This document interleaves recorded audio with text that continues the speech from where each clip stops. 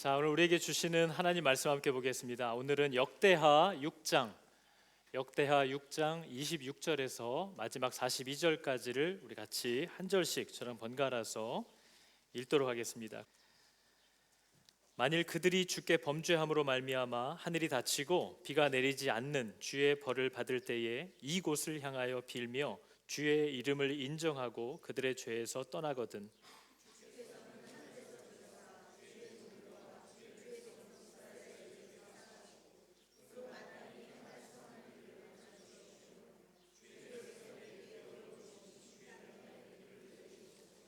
만일 이 땅에 기근이나 전염병이 있거나 곡식이 시들거나 깐부기가 나거나 메뚜기나 황충이 나거나 적국이 와서 성읍들을 에워싸거나 무슨 재앙이나 무슨 질병이 있거나를 막론하고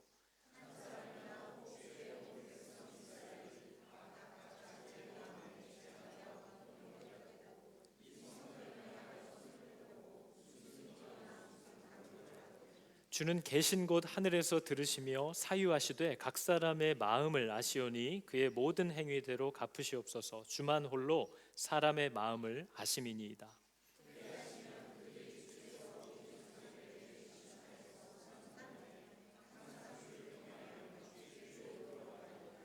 주의 백성 이스라엘에 속하지 않은 이방인에게 대하여도 그들이 주의 큰 이름과 능한 손과 펴신 팔을 위하여 먼 지방에서 와서 이 성전을 향하여 기도하거든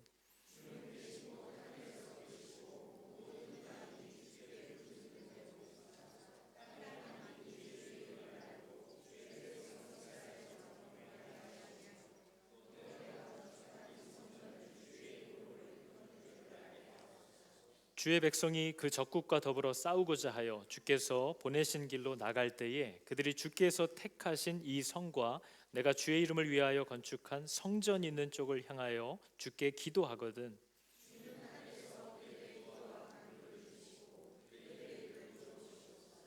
주께 범죄하지 아니하는 사람이 없사오니 그들이 주께 범죄함으로 주께서 그들에게 진노하사 그들을 적국에게 넘기심에 적국이 그들을 사로잡아 땅의 원근을 막론하고 끌고 간 후에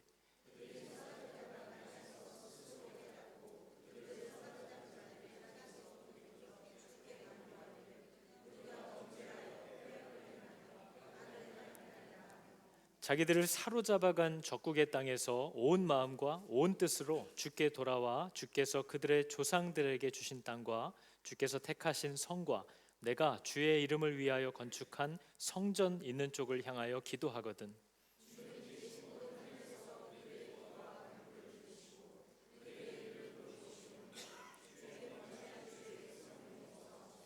나의 하나님이여 이제 이곳에서 하는 기도에 눈을 드시고 귀를 기울이소서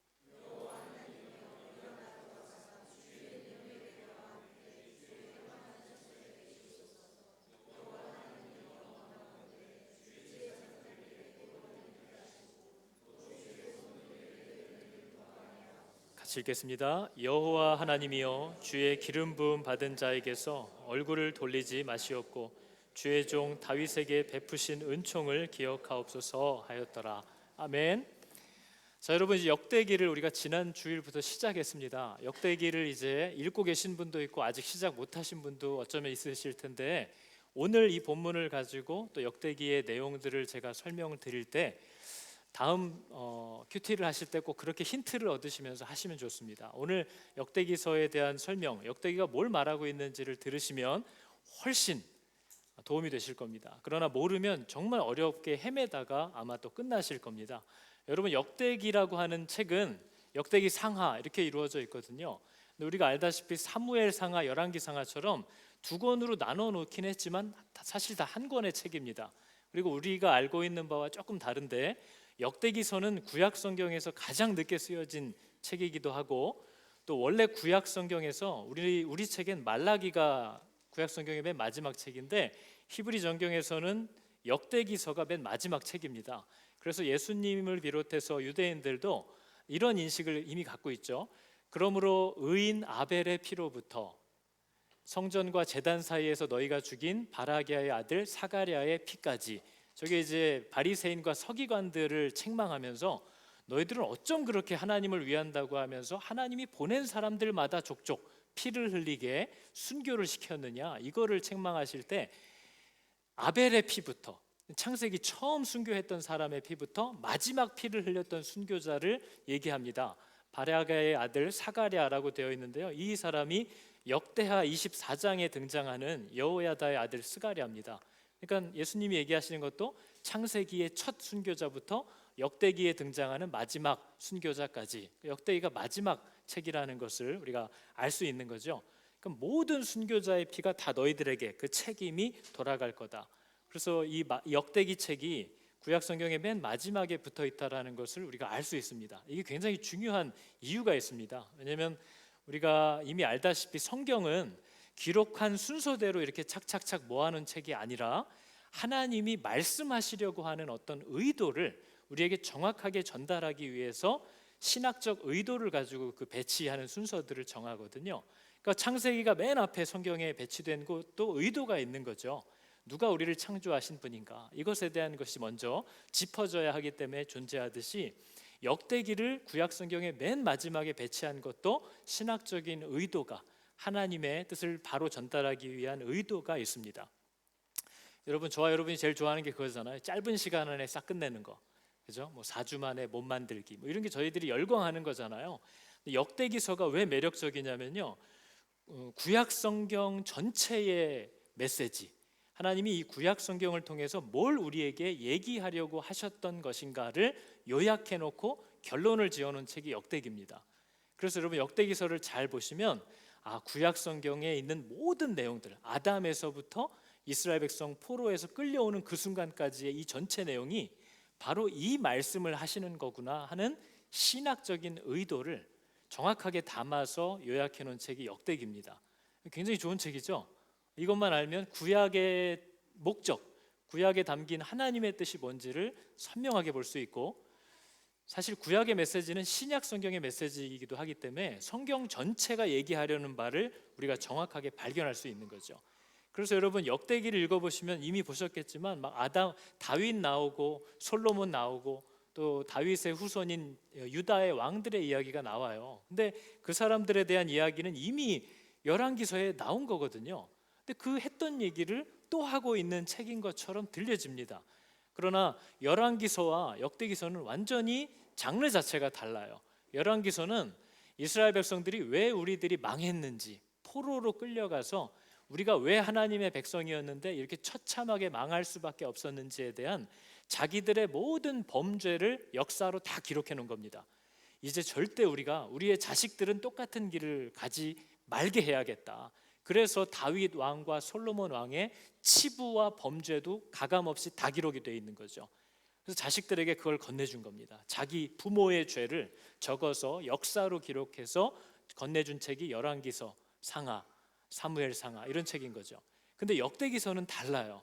역대기서는 같은 사건들이 50% 이상 똑같이 나오는데, 그것이 내용을 알게 해주기 위한 역사서였다면 역대기서는 그 사건들 안에 담겨 있는 신학적인 내용들을 설명해 주고 있는 겁니다. 그때 그 사건이 하나님의 어떤 말씀과 부분들을 얘기하고 있는 건지에 대한 해석이 나타나는 거죠. 그래서 여러분, 역대기서는 내가 지난날 만났던 그 사건들이 구체적으로 어떤 의도였고 하나님이 무슨 말씀을 하시려는 거였고 하는 신학책이라고 할 수 있어요. 그래서 역대기서를 공부하면 성경 전체를 이해하는 데 굉장히 많은 도움이 됩니다. 그래서 여러분, 역대기는 구약 성경의 요약이에요. 그리고 결론이에요. 그러니까 제가 여러분 세 덩어리로 역대기를 나눠서 이제 그 구조를 설명해 드릴 텐데 되게 간단한 겁니다. 물론 들으시는 분마다 다르겠지만 여러분, 저 글씨가 잘 안 보일 수 있는데 색깔만 보이면 됩니다. 역대기는 저렇게 세 덩어리로 나눌 수 있어요. 근데 저게 구약 성경, 신구약 전체가 얘기하는 메시지의 요약입니다. 저 하얀색 란을 보시면요, 역대기는 역대상은 29장, 역대하는 36장으로 이루어져 있거든요. 방대한 편이죠. 이 두 개를 합치면 이사야서 이후에 제일 큰 책 중에 하나입니다. 근데 역대기의 기록들을 보면 처음 1장 시작하자마자 9장에 이르기까지 아무 설명도 없이 족보만 계속 나옵니다. 족보의 내용이 시작부터 역대상의 첫 번째 글자는 아담이에요. 아담, 셋, 에노스 줄줄줄줄 나와서 이스라엘 12지파와 그 12지파의 후손들이 어디까지 족보가 이르렀는지가 나오고, 나중에는 바벨론의 포로로 끌려갔다가 다시 무사히 귀환한 포로 귀환자의 명단까지를 망라한 내용이 1장부터 9장까지예요. 그러니까 이게 도대체 족보를 뭘 하라고 우리더러 읽으라는 거냐, 이런 생각이 우리는 늘 들지만, 여러분 성경에 얘기하는 족보의 내용은요, 처음 시작이 아담이거든요.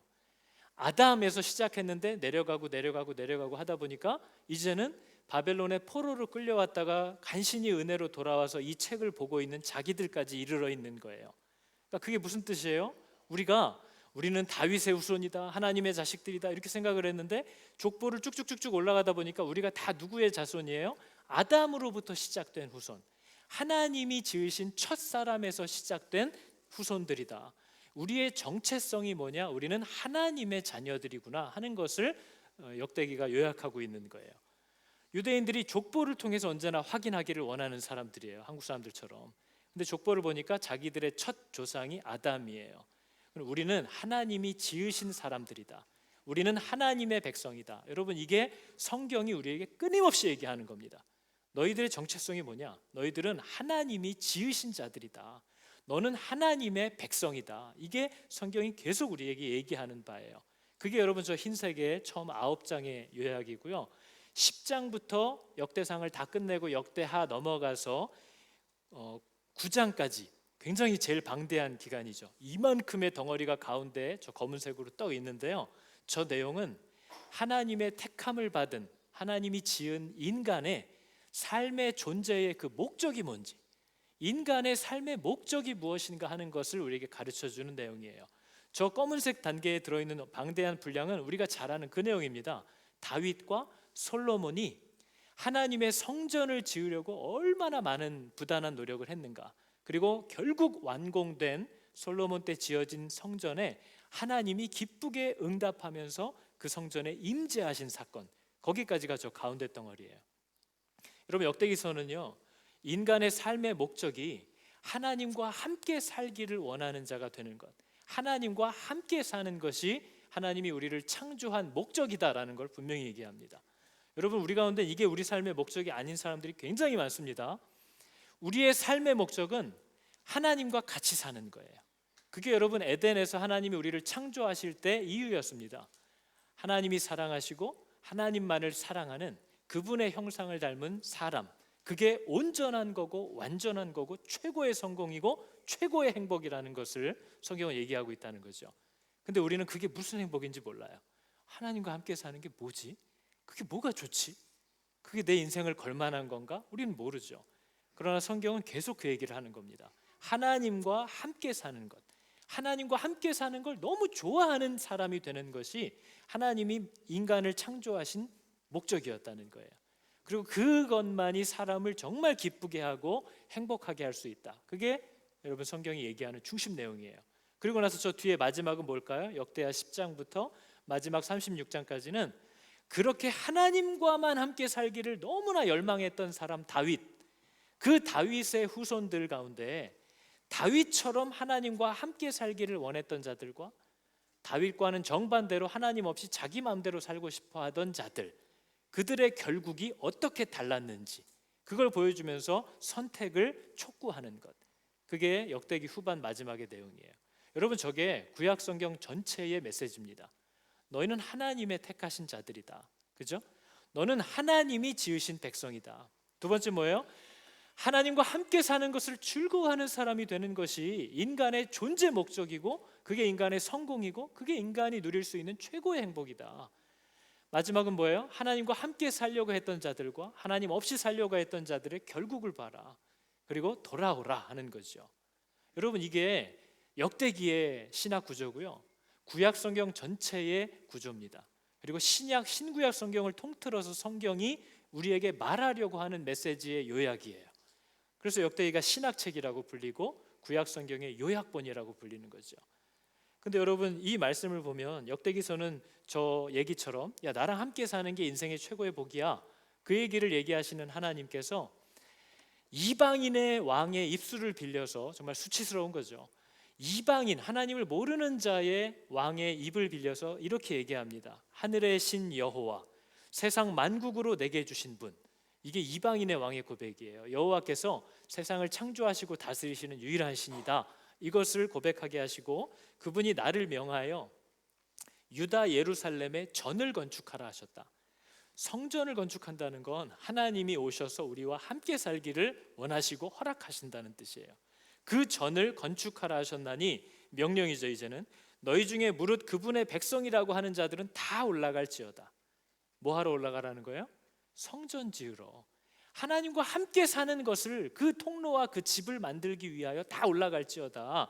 너무나 중요하니까. 그러면서 축복으로 끝나죠. 너의 하나님 여호와께서 함께 하시기를 원하노라. 여러분, 이게 역대기의 마지막 결론이에요. 그런데 요한계시록의 결론도 똑같습니다. 주 예수의 은혜가, 주 예수의 은혜라는 건 여러분, 저희 성전이 주는 모든 은혜, 유익이 너희 모든 자들에게 있을지어다. 똑같은 거죠. 그렇게 끝내고 있어요. 여러분, 역대기를 보면요, 계속 성전, 성막 이 얘기밖에 안 나와요. 근데 그건 구약 성경도 마찬가지입니다. 구약 성경의 스토리 자체가 뭐예요? 하나님의 법궤, 성막, 성전, 이걸 중심으로 백성들이 이동하고 움직이고 뺏기고 다시 찾아오고, 이 얘기가 여러분 구약 성경의 메인이에요. 하나님을 그들 가운데 두는 것, 하나님이 백성들 가운데 들어와서 그들과 함께 사는 것, 그게 여러분 구약 성경의 모든 사건들 속에 담겨 있는 스토리예요. 그래서 여러분, 왜 이렇게 구약 성경은, 또 특히 역대기는 성전 중심의 삶을 그렇게 열망하고 원하는가? 다윗은 왜 그렇게 왕이나 돼가지고 하나님의 성전을 지어야 되는데 왜 이걸 갖고 평생을 고민하다가 자기가 못 짓는다는 하나님의 말씀을 듣고도, 사실 솔로몬이 지은 성전은요, 그 재료를 다윗이 다 준비해 놓고 간 거예요. 솔로몬은 짓기만 한 거예요. 그리고 솔로몬도 그 아버지의 말씀을 따라서 하나님의 성전을 짓는 것에 그의 삶의 대부분을 할애하는 거죠. 왜 그들은 그걸 그렇게 원했을까? 성전 중심, 이게 도대체 무슨 의미냐 하는 거죠. 여러분, 오늘 우리가 읽은 본문도 똑같은 얘기를 하는 거예요. 무슨 짓을 했어도 성전만 바라보면 다 해결된다. 이 얘기가 지금 저와 여러분이 오늘 읽은 그 본문의 내용입니다. 우리가 오늘 읽은 본문이 세 부분으로 요약하면 이런 거예요. 누구든지 무슨 죄를 지어서 자연재해를 만나던, 전염병을 만났던, 질병으로 고통을 받던, 어떤 고난을 다 받고 있든지 간에 자기의 죄를 깨닫고 하나님이 계시는 이 성전으로 나와서 두 손을 들고 외치면 하나님이 응답하실 것이다. 심지어 하나님을 모르는 이방인이라고 할지라도 그가 주님을 인정하고 이 성전으로 나와서 성전을 향하여 두 손을 들고 항복하면서 하나님의 도움을 구하면 하나님이 응답하실 것이다. 마지막 단락이 뭐였어요? 하나님이 진짜 화가 나셔서 니들을 다 이제 포기했고 버리겠다고 바닥에 패대기를 친 순간이라 할지라도 그 사람이 온 마음과 온 뜻으로 주께 돌아와 이 성전을 향하여 두 손을 들고 항복하면서 하나님의 도움과 은혜를 구하면 하나님이 그 사람에게 다시 응답을 하실 것이다. 이 내용이에요. 온통 뭔 짓을 했던지 성전으로 돌아와서 항복하고 자세를 돌이키기만 하면 하나님이 다시 너에게 말씀하기 시작할 것이다. 이 약속을 하나님이 주셨대요. 그래서 그 목적은 저거래요. 하나님이 그렇게 하시면 그들이 주께서 우리 조상에게 주신 땅에서 사는 동안에 항상 주를 경외하여 주의 길로 걸어가리이다. 하나님은 그들을 얻고 싶어서 성전이라는 것을 지어놓고 무슨 일이 있었던지 간에 이 성전 앞으로 나와서 이 성전을 통하면 다시 만나주겠다. 이 약속을 하셨대요. 여러분, 왜 하나님이 이런 걸 이렇게 강조하셨을까요? 여러분, 구약 성경이 말하는 성전은 누구죠? 교회에서 목사가 질문을 하면 답의 거의 90%는 이거예요. 구약 성경이 계속 성전 얘기해요. 그 성전이 누구를 얘기하는 거죠? 예수 그리스도를 얘기하는 거예요. 이건 너무나 자주 성경이 밝혔고 예수님이 직접 자기의 몸을 가리키면서도 얘기해 주셨어요. 여러분, 많은 사람들 앞에서 예수님이 이렇게 얘기했어요. 너희가 이 성전, 예루살렘 성전이죠, 이걸 헐어버려라. 내가 사흘 동안에 다시 일으키리라. 유대인들이 조롱하죠. 이 성전은 46년 동안 지었는데 네가 3일 동안에 이걸 어떻게 일으키느냐. 그러나 예수는 성전된 자기 육체를 가리켜 말씀하시는 것이라 얘기하고 있어요. 구약 성경이 그토록 얘기했던 성전이 누구라는 거예요? 예수님이래요. 여러분, 예수님이 하나님이신데 누구의 몸에 오셨죠? 인간의 몸에 오셨죠? 우린 그걸 성육신이라고 표현해요. 여러분, 하나님이 사람의 몸에 임하셨어요. 그분이 예수님이에요.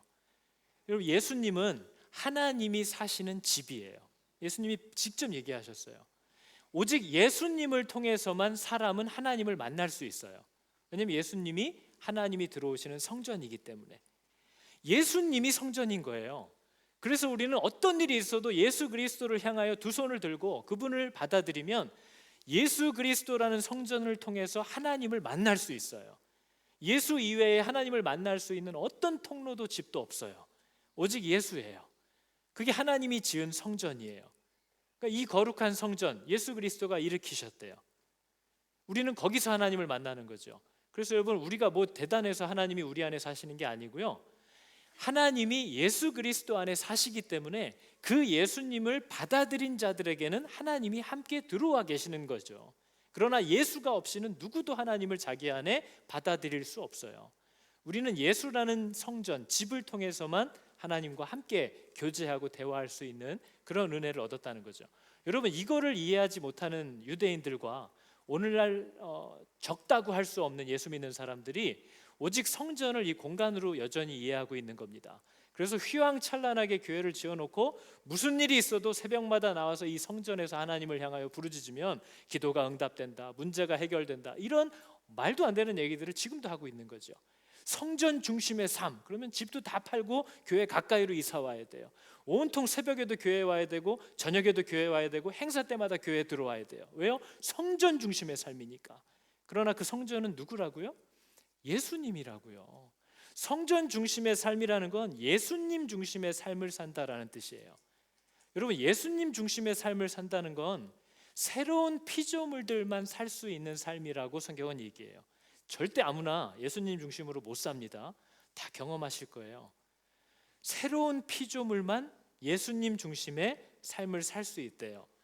여러분, 출애굽기를 보시면 하나님이 모세가 저쪽에서 이렇게 떨기나무를 향하여 걸어오고 있는 것을 보셨다, 이런 표현이 나와요. 왜냐하면 하나님이 앞에 뭐 하나 이렇게 깜빡이를 켜주셨는데 떨기나무에 불이 붙었는데 나무가 타지 않는 거죠. 그 모습을 보고 모세가 너무 신기해서, 여러분, 떨기나무는 이렇게 쌀이나무처럼 커다랗게 늘어진 나무라 그냥 불 붙듯이 화르륵 붙을 수 있는 나무예요. 쌀이나무 같은 거예요. 이름도 시궁창이라는 뜻이에요. 이스라엘 백성들의 상황 같죠? 근데 거기에 큰 불이 붙었는데 나무가 사라지질 않는 거예요. 타지를 않는 거죠. 그래서 모세가 신기해서 다가오니까 하나님이 옳다구나, 떨기나무에 임재하셨다, 이렇게 얘기를 해요. 그래서 모세가 처음 하나님을 대면했을 때 하나님이 그 사람에게 처음 던진 말이 뭘까요? 하이, 뭐라고 했을까요? 만나자마자 하셨던 첫 번째 말이 그겁니다. 네 발에서 신을 벗으라, 그거였어요. 무슨 뜻이죠? 네 발에서 신을 벗으라라는 말은요, 주권, 자유, 권리 다 내려놓으라는 얘기예요.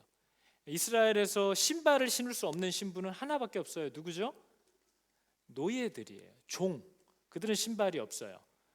그러니까 여러분, 하나님이 사람을 만났을 때 사람과 하나님이 관계를 맺기 위해서 필요한 거는요, 호적 정리가 돼야 돼요. 하나님이 처음 사람을 만날 때 내가 하나님이고 너는 사람이다, 이것이 분명히 정리가 돼야만 하나님이 그 사람을 만나요. 그러나 그게 정리가 안 돼서 하나님은 하나님이시고 나는 납니다, 어디 둘이 만나서 잘 한번 얘기해 봅시다, 만남이 성사되지 않아요. 하나님은 그러한 자들에게 내가 너를 돌격할까 조심해라, 이렇게 얘기하시는 분이에요. 내가 하나님이고 네가 사람이야, 내가 창조주고 너는 피조물이야 하는 이 관계가 정립된 것이 발에 신을 벗으라는 뜻이에요. 근데 여러분, 우리는 예수를 믿는다고 하면서도 아직도 발에서 신을 안 벗은 분들이 많아요. 그거는 예수를 믿는다고 할 수 없는 거예요.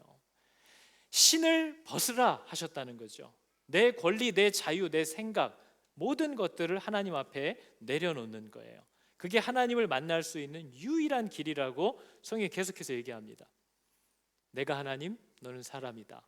그래서 여러분, 모세가 불이 붙은 나무가 타지 않는 것이 너무 신기하잖아요. 근데 여러분, 하나님이 어떤 기적을 보이실 때 그냥 신기해 보이는 걸 아무거나 선택하셨을까요? 분명한 메시지가 있겠죠. 모세를 비롯한 이 이스라엘 사람들의 당시의 최고의 울부짖음은 그겁니다.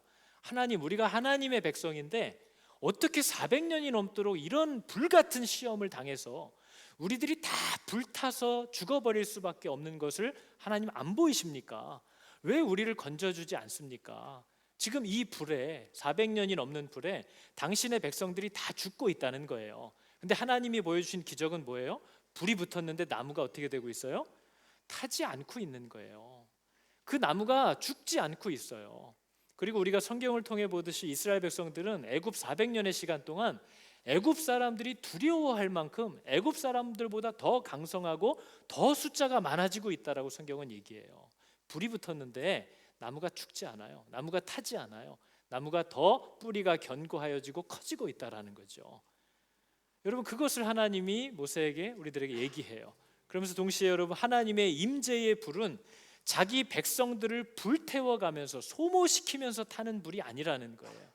하나님은 절대 우리들을 소모시키면서 우리들이 가진 것을 희생시키면서 당신의 영광을 유지하고 당신의 일을 하시는 분이 아니라는 거죠. 나무를 재료 삼아서 타오르는 불이 아니에요. 여러분, 하나님이 저와 여러분에게 요구하는 것도 똑같습니다. 하나님은 우리가 가진 것과 우리의 재능을 불태워서 당신의 영광을 드러내고 당신의 일을 행하시는 분이 아니에요. 하나님은 그냥 자기의 일을 자기가 하시는 분이에요. 다만 거기에 우리가 함께 할 수 있도록 여지를 열어주시고 초대해 주시는 사랑의 하나님이라는 것을 얘기할 뿐이지, 저와 여러분을 소모시키면서 일하시는 분이 아니라는 겁니다. 그렇기 때문에 여러분, 우리가 요즘 내가 너무 교회에서 이것저것 하다 보니까 이젠 지쳤어, 그거는 뭔가 문제가 있다라는 뜻이에요. 하나님은 저와 여러분을 탈진시키고 소모시키면서 일하시는 분이 아니라는 것을 성경 계속해서 우리에게 가르쳐 준다는 거죠. 그래서 여러분, 모세가 하나님을 만났을 때 제일 먼저 했던 말이 그겁니다. 나는 할 수 있는 게 없습니다. 나는 말도 잘 못합니다. 뭐예요? 하나님의 일을 하려면 뭔가 내가 해야 될 텐데 난 아무것도 할 수 있는 게 없다, 그 얘기를 하는 거죠.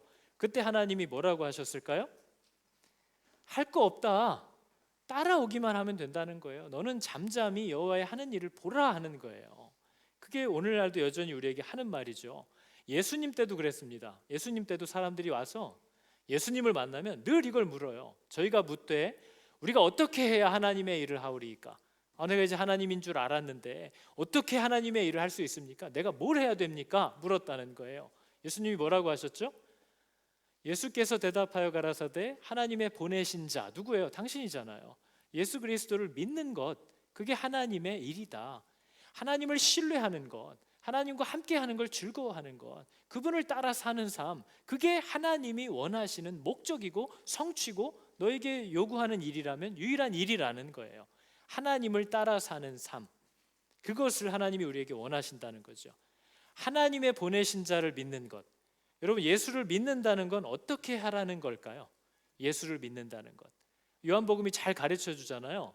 나는 포도나무고 너는 가지니 네가 내 안에 내가 네 안에 있으면 이 사람은 과실을 많이 맺는데요. 함께 있으면 맺는데요. 나를 떠나서는 아무것도 할 수 없대요. 이것만을 하나님이 우리에게 요구하고 계시더라는 거죠. 네가 나와 붙어 있는 것. 여러분, 가지가 할 수 있는 일은 하나밖에 없습니다. 가지. 나무의 가지가 요구받는 것은 뿌리가 보내주는 모든 것을 받아들여서 가지 끝으로 보내기만 하면 되는 거예요. 뿌리가 올려주는 물을 가지가 나 지금 목 안 말라 이렇게 거절하지 않고 뿌리가 물을 올리면 그걸 그냥 통과시켜서 가지 끝으로 보내는 게 가지가 하는 일의 전부예요. 그럼 어떤 일이 일어나요? 물이 변하여서 달콤하고 향기 있는 포도즙으로 바뀌어요. 그건 가지가 하는 일이 아니에요. 뿌리가 보내주는 것을 받기만 하면 돼요. 받아들이기만 하면 돼요. 순종하기만 하면 돼요. 그러면 물이 변해서 포도주가 돼요. 여러분, 이거 하나님이 요즘도 하고 있는 일이잖아요. 그때만 했던 기적이 아니라 하나님은 나무를 사용하지 않고도 물을 바로 포도즙으로 바꿀 수 있는 분이에요. 하나님은 저와 여러분을 사용하지 않고도 하나님의 하시려는 일을 능히 하실 수 있는 분이라고 얘기를 해요. 너희가 찬양하지 않으면 내가 그냥 이 돌멩이들한테 노래하라고 해도 된다, 니네 꼭 필요한 거 아니야, 얘기를 하시더라는 거죠. 하나님이 요구하는 건 뭘 하라는 게 아니에요. 나를 신뢰하고 나와 함께 사는 것을 원하는 자가 됐으면 좋겠다, 그것만을 하나님이 저와 여러분에게 요구하고 있다고 얘기하는 거죠. 놀라운 기적이잖아요, 여러분. 뿌리가 올려보내는 퇴비, 썩은 그 퇴비에서 나오는 즙을 가지가 더럽다 하지 않고 그대로 빨아들여서 보내기만 하면 거기에서 감자가 열리고 호박이 열리고 양파가 열리는 거예요. 가지가 하는 일은 하나님이 하시는 일을 신뢰하고 그분과 동행하면서 그분이 원하시는 것을 따라다니는 것뿐이에요. 그게 하나님이 사람에게 원하는 일이라고 얘기하고 있는 거죠. 근데 여러분, 우리가 이걸 잘 하지 못하는 거죠. 그래서 여러분, 예수 그리스도와 함께 살기로 한 사람은 자기 발에서 신을 벗은 사람이에요. 그러한 사람들은 때로 잘 이해가 안 되고 불안하긴 하지만 하나님께 속한 사람이기 때문에 하나님의 말씀을 들어요. 여러분, 성경이 이렇게 얘기합니다. 하나님께 속한 자, 구원받은 자겠죠, 당연히. 하나님께 속한 자는 하나님의 말씀을 듣는데요. 여러분, 말을 잘 듣는다라는 말은 귀가 밝다는 얘기가 아니잖아요. 그죠? 말을 잘 듣는다는 말은 그 말에 순종한다는 뜻이에요. 우리 아들은 말을 잘 들어. 저놈은 귀도 밝아. 이런 뜻이 아니잖아요. 정말 말하는 대로, 잘 시키는 대로 잘한다. 하나님께 속한 자는요, 생명이 있는 자는 하나님의 말씀을 들으면 여러 가지 생각도 있고 불안하긴 하지만 그 말씀을 듣는데요. 여러분, 이건 사실이잖아요. 저와 여러분 가운데 하나님께 속한 자들은 하나님의 말씀이 때로 불안하고 손해도 보고 어렵게 느껴지긴 하지만 그분의 말씀대로 살고 싶다라는 마음이 우리 안에 있어서 그분의 말씀대로 순종하려는 행동이 나타나기 시작해요. 이건 사실이에요. 그러나 듣지 않는 사람들이 있대요. 그건 이유가 하나밖에 없대요. 뭐래요? 하나님께 속하지 않은 것이래요. 신발을 벗은 자들, 하나님을 정말 만나게 된 자들, 그분 안에 속한 자들은 그분의 말을 듣게 된대요. 왜냐하면 여러분, 하나님을 만났는데 그분이 어떤 분인지를 알게 됐는데 그분이 신뢰하게 되었는데 어떻게 그분의 말씀에 순종하지 않으려는 마음이 나를 이길 수 있겠느냐 하는 거죠. 두려움은 있을 테지만 여러분, 우리 가운데 예수를 믿는 일, 역대기가 얘기하는 거잖아요. 너는 하나님의 지은 사람이다. 그리고 네가 창조된 이유는 나와 함께 사는 것을 즐거워하는 존재가 되도록 나는 너를 창조한 거야. 그게 사실 에덴에서 끝났어야 할 일인 거죠. 그게 여러분, 성경이 계속 우리에게 하는 일이에요. 근데 제가 질문하고 싶은 건 그런 거죠. 예수 그리스도가 신뢰되어서 그분과 함께 그분의 말씀을 따라 살아가는 이 인생이 자기의 삶의 최종 목적이 아닌 사람들이 있어요. 여러분, 예수를 믿는 건 뭔가를 이루기 위한 시작이나 단계가 아니라 예수 그리스도를 믿게 되고 신뢰하게 돼서 그분과 함께 살기를 원하는 것은 인간의 삶의 목적이에요. 그게 결과예요. 그게 최종 도착지예요. 하나님과 함께 사는 사람, 인생의 완성인 거죠. 그런데 예수 믿는 게 내 삶의 목적이 아닌 사람들이 있어요. 그죠? 예수를 믿는 목적은 무언가 때문에 지금 믿는 거예요. 신앙생활을 내가 하고 있는 이유는 이렇게 좀 됐으면 해서, 이런 일이 좀 해결됐으면, 저렇게 좀 해주시라고 내가 예수를 믿는 거예요. 그러한 삶은 정말 비참한 거죠. 여러분, 우리가 사랑의 본질을 모르지 않잖아요. 젊은 남녀가 결혼을 할 때 저 아가씨가 혹은 저 남자가 내 외모 때문에, 내 돈 때문에, 내 차 때문에, 이런 것 때문에 나를 사랑하면 얼마나 비참한 거예요. 하나님이 원하시는 사랑 역시도 누가 나를 원하고 나와 함께 살고 싶어하는 사람인가, 그게 하나님이 온통 열망하는 거예요.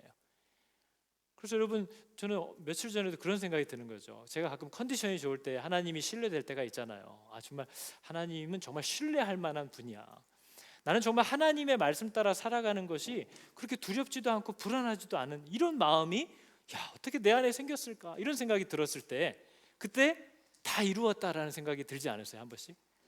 정말 그지, 이게 인생을 하나님이 이 땅에서 살게 하시는 목적인데, 환난도 축복도 이렇게 하나님이 누구신지를 경험하고 하나님을 사랑하게 하고 그 하나님과 함께 사는 것을 즐거워하는 사람이 되게 하시려고 이 모든 인생의 일들을 계획하시는 하나님인데, 지금 내가 가만히 생각해 보니까 나는 하나님이 믿어지고 하나님과 함께 사는 것이 참 즐겁다고 여겨져. 이때 정말 다 이룬 거죠.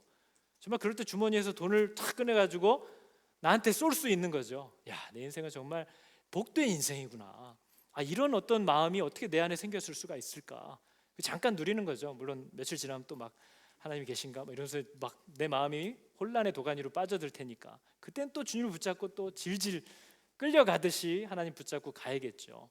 근데 여러분, 역대기가 보여주는 인생의, 하나님이 창조한 자들의 인생의 목적은, 이 땅에서의 삶의 이유는 하나님을 즐거워하여서 그분과 함께 살기를 늘 찾고 추구하는 자들이 되는 것, 그게 하나님이 저와 여러분에게 요구하는 내용이라고 얘기하는 거예요. 여러분, 제가 솔직하게 물어볼 테니까 솔직하게 스스로 얘기해 보셔야 돼요. 예수 그리스도를 따라서, 하나님을 따라서 하루하루를 순종하면서 살아가려고 하는 것, 애기 엄마가 일어나서 남편 출근 보내고 애기들 막 뒷바라지하면서 하면 모든 과정 속에서 하나님을 기억하고 하나님이 내게 원하시는 삶대로 해보려고 애쓰고, 그러다 또 이제 저녁에 남편이 돌아오고 아이들 돌아오고 하면 또 그 하루를 하나님 안에서 계속 주님과 함께 살아가려고 하는, 그 에녹이 살았다고 했던 그 삶, 하나님과 동행하였더라, 그 삶을 사는 삶, 예수님을 따라서 하루하루 평범하게 사는 삶이 여러분에게는 되게 한심하게 보입니까? 한심한가요, 그거? 그냥 맨날 하느니 집구석에서, 아니면 학교만 다니면서, 아니면 평범하게 직장 생활하면서 하루하루 하나님과 동행하는 것을 참 즐거워해서 주님만 따라 살려고 하는 그 사람, 여러분이 볼 땐 한심해 보이나요? 여러분, 그게 하나님이 우리에게 요구하시는 삶이에요. 그게 하나님이 저와 여러분을 그리스도의 형상까지 만들고 싶다고 한 그 형상이 바로 그런 삶이에요. 하나님을 즐거워해서 그분과 함께 살기를 원하는 사람. 그래서 여러분, 역대기 안에 담겨있는 신학이 있습니다. 신학의 뜻은 아시죠? 신, 배울 학, 하나님을 배우는 거잖아요. 신학은. 역대기 안에 담겨있는 하나님의 마음은 그거예요. 하나님이 당신을 찾는 자들을 찾으신다. 하나님이 당신을 원하는 자들을 원하신다, 이거예요. 역대기 안에. 성경도 똑같은 얘기를 하는 거죠. 누가 나를 사랑하는가? 누가 나를 사랑해서 나와 함께 하고 싶어 하는가? 그게 역대기 속에 담겨있는 신학이에요. 그래서 여러분, 역대기 안에는 아주 중요하게 등장하는, 반복되는 두 개의 단어가 있습니다. 하나는 찾다, 추구하다라는 뜻의 다라쉬라는 말이고, 하나는 마음, 레바브라고 하는 말이에요. 마음을 다하여서 찾는 것, 추구하는 것. 누구를요? 하나님을. 내가 어떻게 하면 하나님과 함께 살 수 있을까? 어떻게 하면 하나님이 나와 가까이 오실 수 있을까?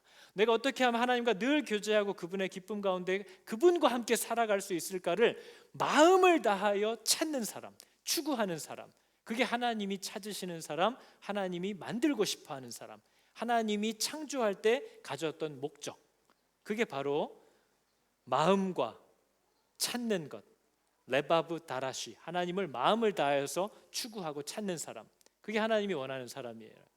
여러분, 결혼할 때 그런 남자 만나고 싶죠? 나만을 전심으로 추구하는 사람. 나도 50% 추구하고 다른 사람도 추구하는 사람을 원하진 않잖아요. 이게 하나님이 우리들에게 원하는 진심과 전심이다 라고 성경이 얘기하고 있는 거죠. 그래서 여러분, 역대기의 핵심 구절이 이겁니다. 내 이름으로 일컫는 내 백성이 그들의 악한 길에서 떠나 스스로 낮추고 기도하여 내 얼굴을 찾으면, 이제 보니까 그들이 악한 길이 뭐냐, 아랫절을 보니까 나오죠. 그분의 얼굴을 찾지 않고 사는 삶이 악한 길이었던 거예요. 근데 그 길에서 떠나서 내 얼굴을 다시 찾기 시작하면 내가 하늘에서 듣고 그들의 죄를 사하고 그들의 땅을 고칠지라. 이게 역대기에 담겨있는 신학입니다. 여러분, 이게 구약 성경에 담겨있는 신학이에요. 여러분, 이게 신구약 전체 성경이 말하고 있는 내용이잖아요. 네가 나를 거절하고 나 없이 살고 싶어하던 그 죄에서 돌이켜 다시 나와 함께 살기를 원한다고 두 손을 들어 항복하며 나아오면 나는 너를 용서하고 네 말을 듣고 너를 고칠 것이다, 너를 다시 받을 것이다, 이 얘기를 우리에게 하고 있는 거죠. 그죠? 여러분, 그 얘기를 하고 있는 거예요. 하나님의 얼굴을 찾으래요. 이게 역대기의 구약 성경의 신학이에요. 여호와의 얼굴을 찾아라. 여호와의 얼굴을 찾는다는 건 어떻게 하라는 걸까요? 밤하늘을 바라보는 건가요? 어떻게 해야 하나님을 찾는 거죠? 여러분, 역대하 20장에 보니까 이렇게 얘기합니다. 우리 하나님이여, 우리를 치러 오는 이 큰 무리를 우리가 대적할 힘도 없고, 이거 도대체 그럼 어떻게 해야 할 줄도 알지 못하옵고, 뭐 한대요? 오직 주만 바라보나이다. 저게 여러분, 신을 벗는 행위입니다. 저게 신발을 벗는 거예요. 하나님, 내 힘도 없고 어떻게 해야 될 줄도 알지 못하겠고 하나님이 하라는 대로만 합니다. 신발을 벗으라는 거죠. 저게 역대하가 얘기하고 있는 신학의 중심 내용이에요. 그럼 하나님이 어떻게 하신대요? 여호와께서 너에게 말씀하시기를 이 큰 무리로 인하여 두려워하거나 놀라지 말아라. 이 전쟁은 너희 것이 아니라 누구 거래요? 나한테 속한 거다.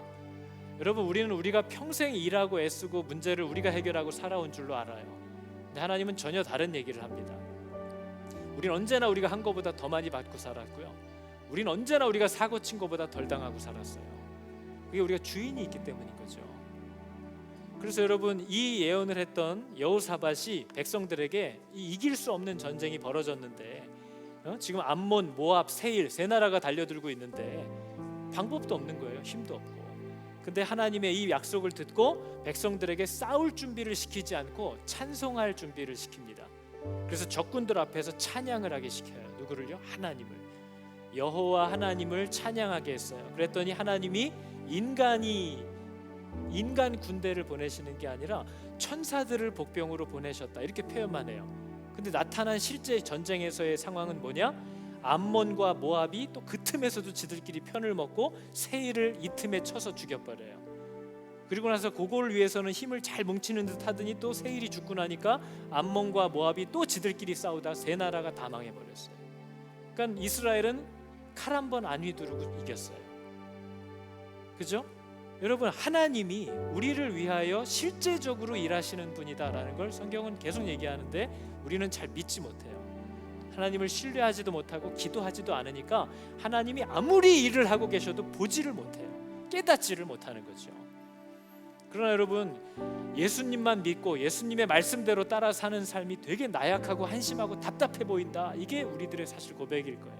근데 성경은 계속해서 하나님의 말씀대로만 그분을 신뢰하여서 그분을 즐거워하면서 따라 살려고 하는 삶은 정말 실제 우리들의 삶의 모든 영역을 변화시킬 수 있고 움직일 수 있는 하나님의 권능으로 나타날 수 있다.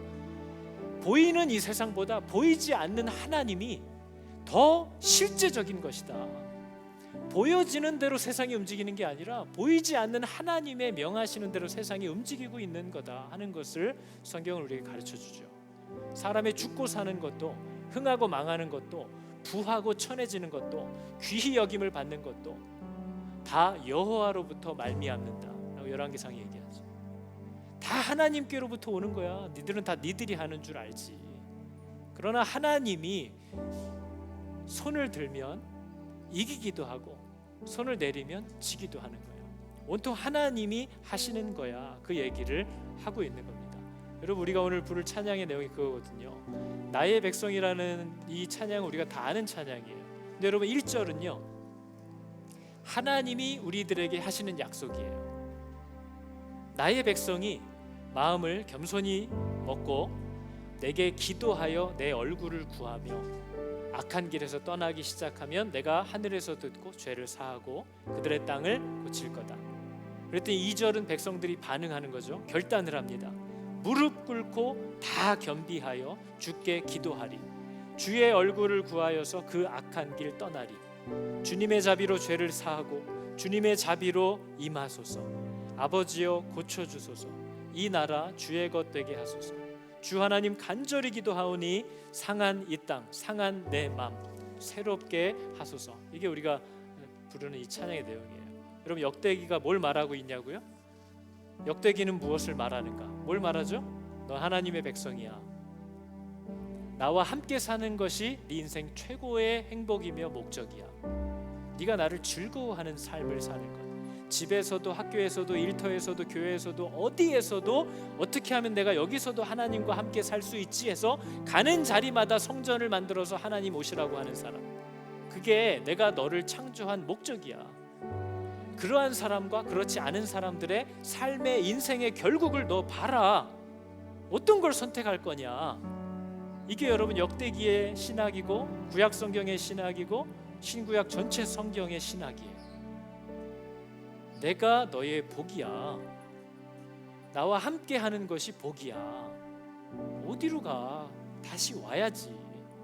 여러분, 그 얘기잖아요. 그래서 여러분, 역대기를 읽을 때 소소한 사건들도 계속 반복되지만 결국 그 얘기예요. 그 얘기예요. 뒤에 나오는 거의 20몇 장의 왕들의 이야기 사건도 헷갈리실 필요 없어요. 이 왕이 하나님의 말씀대로 하나님을 사모하면서 살았나? 아닌가? 그거에 대한 결과들이 다 나와 있는 것뿐이에요. 그러니까 그렇게 이해하시면서 읽으시면 돼요. 문제는 우리죠. 이스라엘 백성이 문제가 아니라 지금 우리가 문제인 거죠.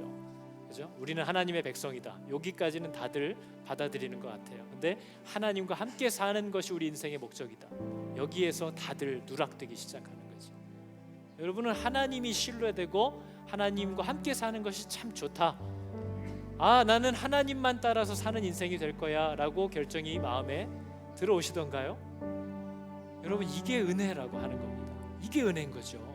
이 일이 일어났으면 사실 세상에서 별로 그렇게 부러워할 것도 없어요. 야, 사람이 어떻게 하나님과 사는 걸 좋아하게 됐을까? 내가 어떻게 하나님을 신뢰할 수 있게 됐을까? 너무 감사하다. 이것으로 족하다. 다 가졌다. 난 정말 다 가졌지. 이제 하나님 오실 때 이 기쁨, 내가 그토록 사모하고 이 땅에서 어떻게 하면 함께 만날까, 하나님의 뜻을 좀 알 수 있을까를 애쓰던 그분을 이제 얼굴과 얼굴을 대면하여 살게 될 하나님의 나라는 그 사람에게 정말 천국인 거죠. 그러나 하나님이 도구일 뿐이지 하나님과 함께 사는 삶, 그게 무슨 기쁨인지를 알지 못하는 사람들에게 천국이 왜 천국일까요? 천국이 아닌 거죠. 여러분, 이 시간 함께 찬양할 때 우리의 그러한 모습들을 회개하고 하나님 나를 고치소서, 하나님 나를 도와주십시오, 이렇게 고백하면서 나아갈 수 있으면 좋겠습니다. 나의 백성이 다 겸비하여 내게 기도하면 고치리라 하신 이 약속을 믿으시기 바랍니다. 나의 백성이 겸비하여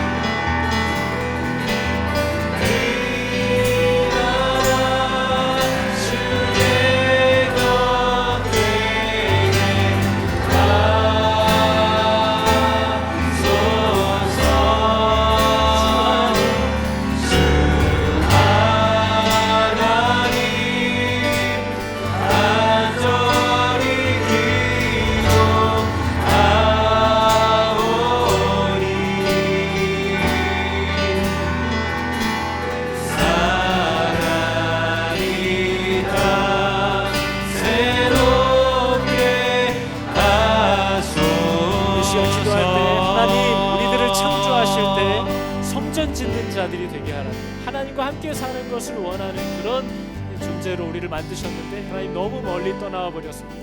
그 존재의 목적도 알지 못하고 살아갑니다. 하나님 우리를 도와주시고 내 안에 새 영을 깨워주시고 아버지 나를 새롭게 창조하여 주사 하나님과 사는 것을 즐거워하는 하나님 태초에 만드신 그 사람의 본질로 돌아갈 수 있도록 하나님 우리를 도와주십시오. 우리 같이 기도하겠습니다. 하나님 내가 너무 허탄하고 부질없는 생각들과 계획들만을 가지고 그것이 마치 하나님께 영광을 돌리는 것인지 그렇게 사는 것이 성공이고 행복인 줄로 그게 하나님이 기뻐하시는 길인 줄로 착각하고 아버지 엉뚱한 방향을 향하여 치달아왔던 것을 기억합니다. 하나님 시간 내가 마음을 편히 회개하며 내 발에 신을 벗고 하나님 앞에 엎드리기를 원하오니 주님 내가 하나님과 함께 사는 자가 되기를 원합니다. 하나님 내가 하나님과 함께 사는 것을 원하는 자가 되기를 원합니다. 하나님의 말씀이 더 신뢰되고 하나님이 하나님이고 나는 사람이므로 하나님께 순종하여 사는 것이 내게 복이라는 것을 내게 행복이며 복이라는 것을 하나님 알게 하여 주사 내 평생에 하나님과 더불어 사는 삶 하나님의 말씀을 따라 사는 삶 주님께 순종하는 삶이 아버지 내 삶의 기쁨이며 목적이 되게 하여 주시옵소서. 성경이 부단히 이것을 이야기하고 하나님의 말씀이 늘 이것을 내게 조명하여 깨닫게 하지만 하나님 그 하나님의 마음을 알지 못하고 엉뚱한 것을 추구하고 계획하고 바라며 살아가는 하나님이 어리석은 심령을 주께서 깨워주시고 깨뜨려 주사 하나님과 함께 사는 즐거움을 회복하게 하여 주시고 하나님을 기뻐하는 삶 하나님을 사랑하고 즐거워하는 자 하나님과 마음의 심령 가운데 나타날 수 있도록 아버지 나를 붙잡아 주시옵소서. 하나님이 하나님이십니다. 아버지 내가 사람입니다. 하나님과 함께 사는 삶이 나에게 복이 되고 아버지 그것이 옳고 아버지 그것이 즐거운 삶이 된다라는 것을 아버지 내가 이제 신뢰하오니 하나님 나를 붙잡아 주시고 함께 하여 주사 이 주님이 원하시고 명하신 길로 행하여 사는 하나님의 사람 되게 하여 주시옵소서.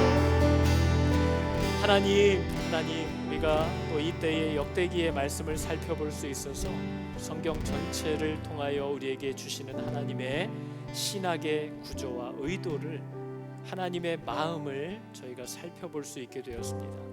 하나님이 태초에 우리를 왜 창조하셨는가를 기억하는 것이 지혜입니다. 우리의 모든 필요를 예비하시고 하나님을 기뻐하고 즐거워하고 하나님께 감사하는 자로서 하나님과 함께 사는 자, 성전 짓는 자로 이 땅을 살게 하시는 하나님의 그 부르심을 알지 못하여서 어리석고 허탄한 것들을 추구하고 그것들이 하나님께 영광을 돌리는 줄로 오해하여서 내 삶을 소모하고 불태워가며 엉뚱한 방향을 향하여 치달았던 것을 내가 후회하고 또한 안타깝게 여깁니다. 하나님 내게 허락하신 자리에서 모든 인생보다 탁월하고 잘나기를 추구하는 자들이 아니라 모든 인생들이 다 동일하게 각자의 자리에서 하나님과 동행할 때에 그것이 얼마나 아름답고 복된 줄을 깨닫게 되는 은혜가 하나님이 있게 하여 주시옵소서. 에녹이 300년이 넘도록 자녀를 낳으면서 하나님과 동행하였더라. 인간에게 줄 수 있는 최고의 호칭입니다. 우리의 삶을 살면서 하나님과 동행하였더라. 아버지 이것이 우리에게 주신 최고의 복이라는 것을 깨닫게 하여 주사 하나님이 믿어지고 하나님과 함께 사는 것이 기뻐하는 마음이 내 안에 있거들랑 감사와 찬송으로 살아가는 인생들 다 되게 하여 주시옵소서. 어떻게 이러한 생명과 마음이 내 안에 들어왔는가, 어떻게 내가 보이지 않는 하나님을 사랑하게 되었는가, 이것으로 인하여 기뻐하고 감격하며 이 땅에서의 삶을 하나님께 모두 내어드리며 신발을 벗고 하나님과 바짝부터 동행하는 기쁘고 즐거운 삶으로 살아낼 수 있는 성도들 다 되게 하여 주시옵소서. 여호와는 내게 복을 주시고 너를 지키시기를 원하며 여호와는 그 얼굴을 비추사 은혜 베푸시기를 원하며 여호와는 그 얼굴을 너에게로 향하여 드사 평강 주시기를 원하노라. 아멘.